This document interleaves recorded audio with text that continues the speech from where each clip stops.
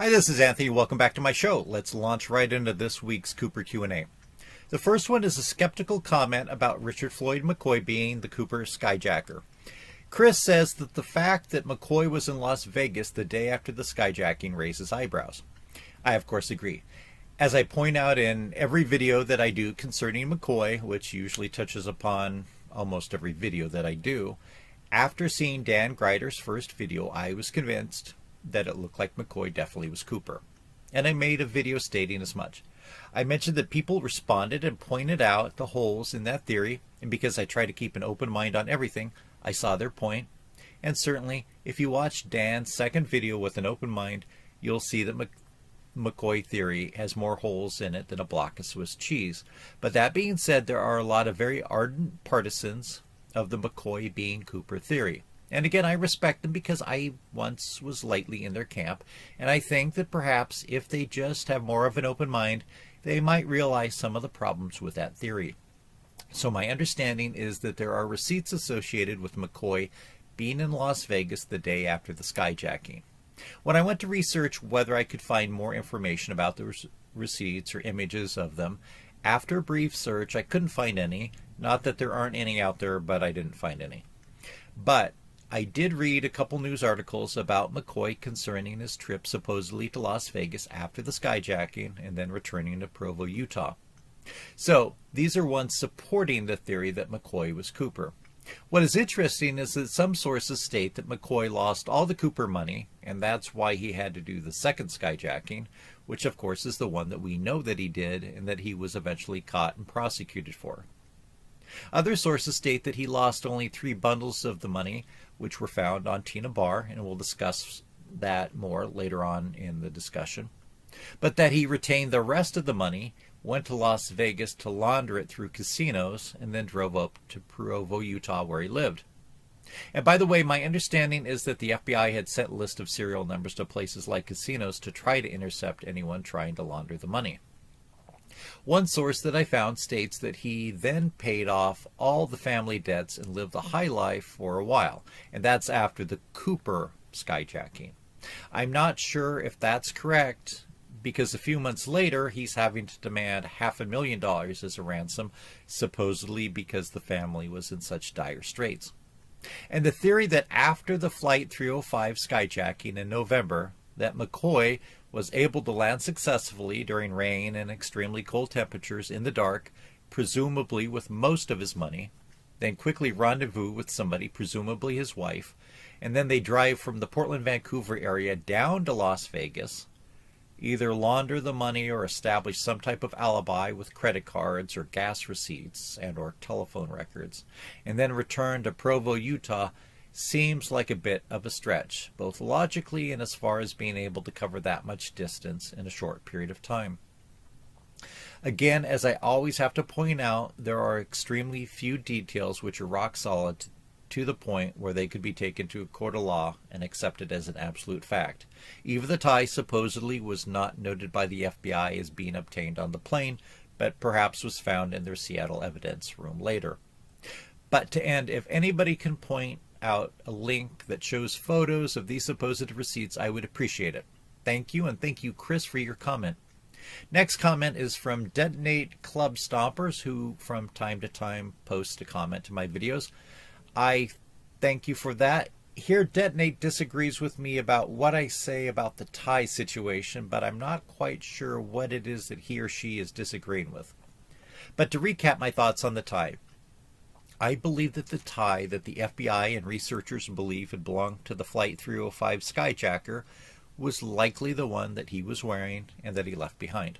Again, FBI records on that seem to be a little spotty, but at this point I'm going to assume that it belonged to the skyjacker. I believe that what has been found on it by researchers may help point towards a suspect. However, at this point, even though I understand Eric Ulis' contentions about the titanium antimony particles pointing towards Vince Peterson, I'm not at all convinced that Vince Peterson is Cooper.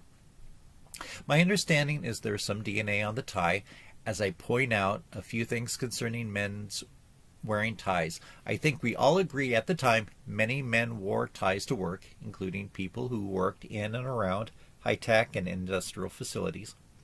I argue that ties are not routinely washed or dry cleaned unless the owner spills food on them.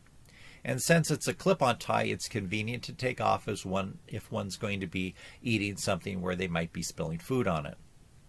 I and others point out that a fairly plain tie like this is probably one that would be worn every day by the owner. I also point out that men working in close quarters with each other and discussing work such as engineers do would have likely picked up DNA from their co-workers simply from little bits of spit that enter the air when people are speaking to each other at close range. And while some people argue that Cooper must have been an engineer or a supervisor or a manager of engineers, I don't think that we should limit him to that. I posit that he could well have been a disgruntled inspector of some type that would have taken him to different facilities where he would pick up the particles that have been identified on his tie. I don't think that this was a tie that the skyjacker had picked up at a Goodwill or Salvation Army, but most likely was simply the tie that he normally wore. Obviously, it's not impossible that it could have been a tie from a secondhand store, but I think that the odds favor that it was probably the tie that belonged to the skyjacker as the tie that he normally wore to his job. I think it makes sense that he would take it off, perhaps intending to put it in his pocket, but then he forgot before he departed the plane. But it was an inexpensive tie. I believe it retailed for less than $3. He was about to jump out of the plane with $200,000, so even if he left it behind, he could buy a new one. By 1971, that type of thin tie was starting to become outdated as ties started getting wider in the early 1970s, another reason why he might not have cared if he retained it. And DNA testing of clues like this was in nobody's mind at the time, so I don't think that he intentionally left it as a clue or was concerned about it possibly identifying him 50 years later. Certainly, jumping out of a plane, even if he was wearing goggles that might have been in the paper bag that he supposedly had, he didn't need a tie flopping around in his face as he parachuted to the earth. In my video, I think that I contended that many people hold onto their ties and don't donate them. Obviously, if you go to a Goodwill, it's full of ties, but the ones that I've seen are often about 30 or 40 years old, at least at my local Goodwill. And those are not necessarily ones that living people had donated, but perhaps were donated by a wife or descendants of somebody once they had died. Again, just because some people never get rid of their ties doesn't mean that other people don't. And so even assuming that this tie belonged to Cooper, we cannot be 100% sure that it was his originally or if he got it at a secondhand store. Again, a clue which seems to be a fact, but which is heavily disputed. Thank you again for the comment. I hope it clarifies my thoughts on it, and I'm not sure if you and I necessarily really do disagree on it. The next one is from Max and deals with the money dredged from the river and found on Tina Bar. Since this next longer comment covers the same topic, I'll combine my answer for those two questions. Let's look at the next question from longtime commenter Jason Bourne. I'll get to the issue of the rubber bands in a minute, but just briefly about Cooper candidate Joe Lockich. Just for a second, let's recap my belief on the Cooper case. I believe that it's likely that whomever Cooper was, he ended up in the Columbia River after departing the airplane. Therefore, he could not have been any of the major candidates, all of whom lived past Thanksgiving 1971. If I'm correct, then obviously Cooper was someone who up to this point has not been identified as being the skyjacker. And again, I can't prove that contention, and I'm certainly not closed-minded on it. I admit that I certainly could be incorrect. By the way, the FBI shares my opinion on this, but of course, they could be incorrect also. That being said, I think Joe Lockich is an intriguing candidate. He does seem to have certain elements in his background which makes him a stronger candidate. He has a military background, he looked like the drawings of Cooper, and his daughter had died in a hostage situation, evidently being shot by the FBI accidentally in October of 1971. Of course, that would give Lockich reason to have a grudge against the FBI. And of course, almost 2 months later, the Cooper skyjacking takes place. Now, I plan at some point to go over that case in a longer, more detailed video, so I won't go into all the critiques here. But I would argue against Lockich being Cooper for a couple of reasons. Even if he had a grudge against the FBI, it's a stretch that somebody would undertake a near suicidal jump in November in terrible weather over the Pacific Northwest just to embarrass the FBI. If you wanted to just embarrass the FBI, then there are plenty of more simple, safer things you could do. Even if he was a paratrooper, there's still a good chance that he might not be successful and that his body might be found. If so, that doesn't help him out because he's dead, and it doesn't really embarrass the FBI because case closed. Here we have a guy hanging from a parachute in a tree. How is the FBI embarrassed in that situation? Also, Lockich had a wife, which would tend to argue against a near suicidal jump. What could be worse for the wife? After losing her daughter, 2 months later she loses her husband, especially if her husband ended up in the Columbia River and was never found. That doesn't make a lot of sense. And as I point out, criminals tend to commit their crimes near the area that they live or where they routinely travel. I don't know if he had any connection to this area. I say this area because I live in the Pacific Northwest. If you wanted to carry out a skyjacking, doing so in Tennessee, where Lockich lived, would be more logical and probably have better weather to jump in.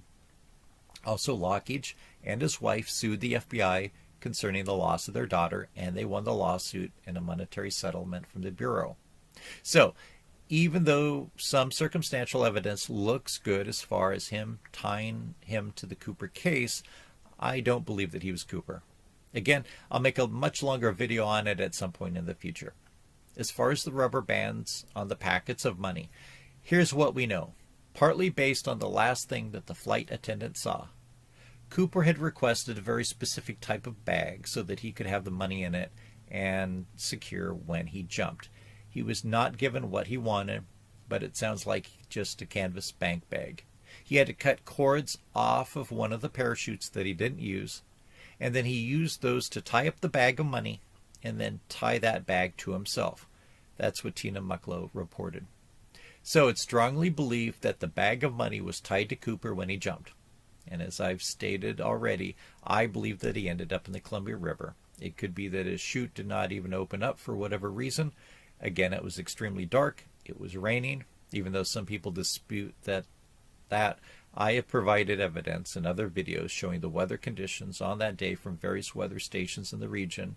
So if I'm correct that he ended up in the Columbia, he probably ended up on the bottom, and at a later time, the dredge came over the point where he and or the money was. It could be that the whole bag of money was sucked up and then some or all of it deposited on Tina Bar about 1974. Perhaps some of the money might have ended up there and was eroded away and never found. The issue of the rubber bands is contentious. I would argue that perhaps the best conditions to have rubber bands maintain their integrity would be in the fairly cold water on the bottom of the Columbia, just as the Columbia would be. And again, we all know what conditions the bills were in when they were found. If it's not clear what the condition was to anyone, I'm showing pictures of how badly decomposed they are. Reports on the rubber bands are that they immediately crumbled to dust when they were found by Brian Ingram, the 10-year-old boy digging a shallow hole on Tina Bar in 1980. As far as armchair researchers such as us, or even more knowledgeable people that might have operated a dredge, unless you had exactly the same type of dredge with the same type of vacuum hose and did a real-life experiment on some packets of dummy bills, you're probably not going to have the type of realistic evidence that one could present in a court of law as far as what could have happened to the bills, maintaining the integrity of them and the rubber bands. As far as satellite images of Tina Bar over time, there actually are some that you can find on the Citizen Sleuth website, and here they are for my viewers. And one last thing, the reports of the money and the shards of money that may have been found 3 feet below where the rest of the money was found is confusing and a bit contradictory. Unless we had somebody who could truly tell us from first-hand experience how dredging works and how much sand they would put on the beach, we're not going to really know much for sure. It could be that they deposited sand on the beach, that some of the bills had been chopped up somehow and were put in that layer, and then 3 more feet of sand was put on top of that at that point, whereby 3 whole packets of banknotes were then deposited nearer to the surface. Of course, if that's what happened, how did some of the money get ground up and the rest of the money that was found stay in rubber band stacks? That's not something that I can come up with a good hypothesis at this point. Again, as always, thank you very much for your comments and questions, everyone. I'll end here, but keep them coming. Thanks.